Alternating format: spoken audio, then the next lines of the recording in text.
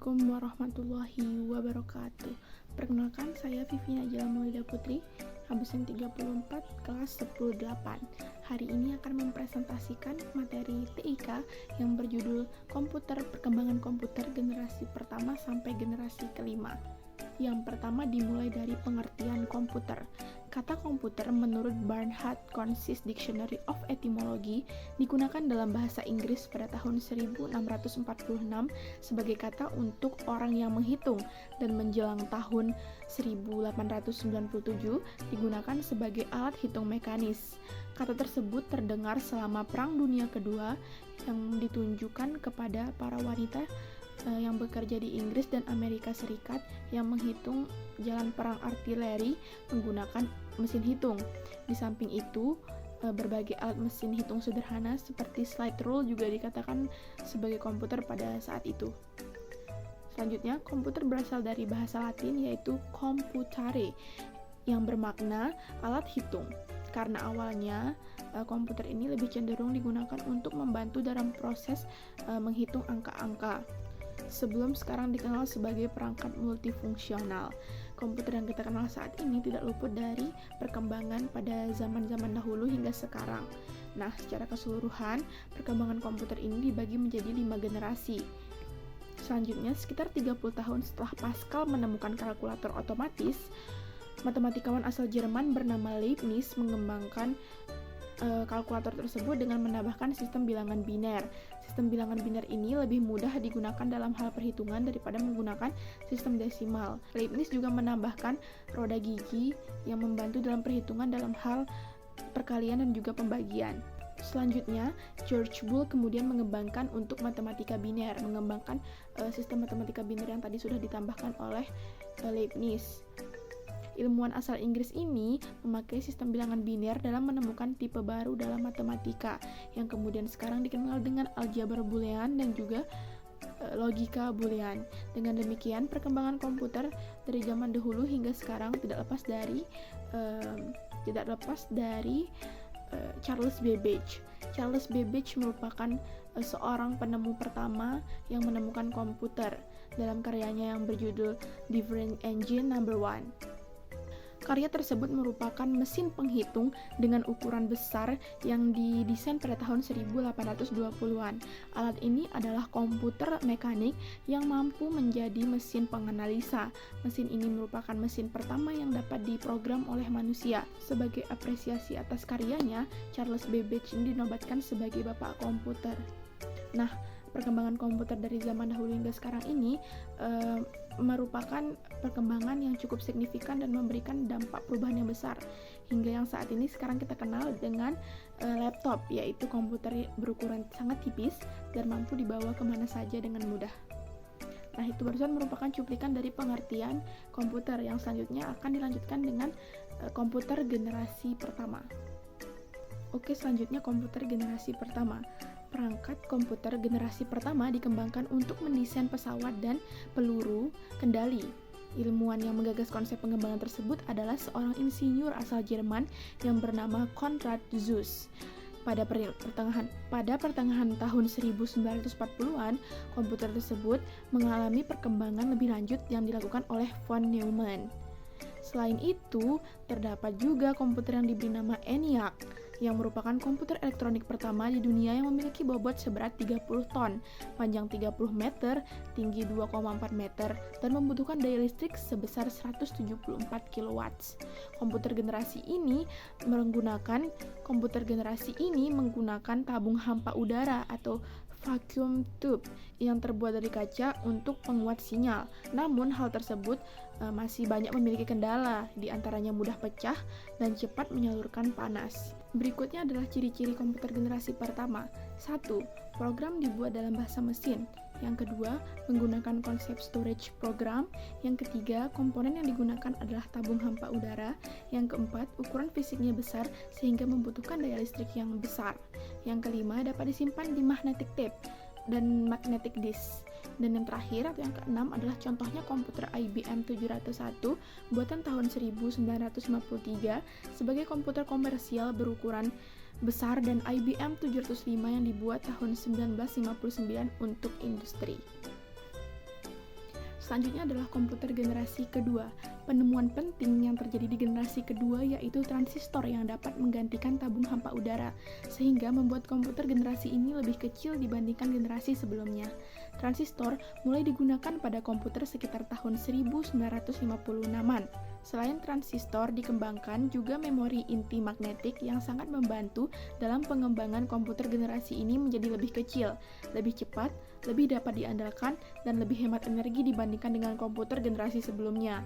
Beberapa jenis komputer generasi kedua antara lain IBM seri 1400, NCR seri 304, Mark IV, dan Honeywell model 800. Selanjutnya adalah ciri-ciri dari komputer generasi kedua. 1. Kapasitas memori utama cukup besar. Yang kedua, komponen yang digunakan adalah transistor yang jauh lebih kecil dibandingkan tabung hampa udara. Yang ketiga, menggunakan magnet tape dan magnetic disk yang berbentuk removable disk. Yang keempat, mempunyai kemampuan proses real time dan time setting. Yang kelima, proses operasinya lebih cepat. Yang keenam, orientasinya pada aplikasi bisnis dan teknik. Yang ketujuh atau yang terakhir, contohnya komputer PDP-5 dan PDP-8 buatan tahun 1963 sebagai komputer mini komersial pertama. Selain itu ada pula komputer IBM 7070, IBM 1400, dan NCR 300. Selanjutnya adalah komputer generasi ketiga. Komputer generasi ketiga muncul sejak era 1965 sampai 1971. Transistor dianggap tidak efisien, sehingga para ilmuwan mencari alternatif lain dan kemudian ditemukan batu kuarsa atau quartz rock. Jack Kilby, seorang insinyur di Texas Instrument, mengembangkan sirkuit terintegrasi atau IC atau Integrated Circuit. Di tahun 1958, hal tersebut menjadi sebuah inovasi yang mampu mendongkrak munculnya komputer generasi ketiga. Selanjutnya adalah ciri-ciri dari komputer generasi ketiga. 1. Komponen yang digunakan adalah IC atau Integrated Circuit yang terdiri atas ratusan atau ribuan transistor berbentuk Hybrid Integrated Circuit dan Monolithic Integrated Circuit. Yang kedua, proses operasinya jauh lebih cepat dan lebih tepat. Kapasitas memori komputer jauh lebih besar dibandingkan komputer generasi sebelumnya. Yang keempat, menggunakan magnetic disk yang sifatnya random access. Yang kelima, dapat melakukan multiprocessing dan multiprogramming. Yang keenam, alat output mengalami perkembangan dengan menggunakan visual display terminal.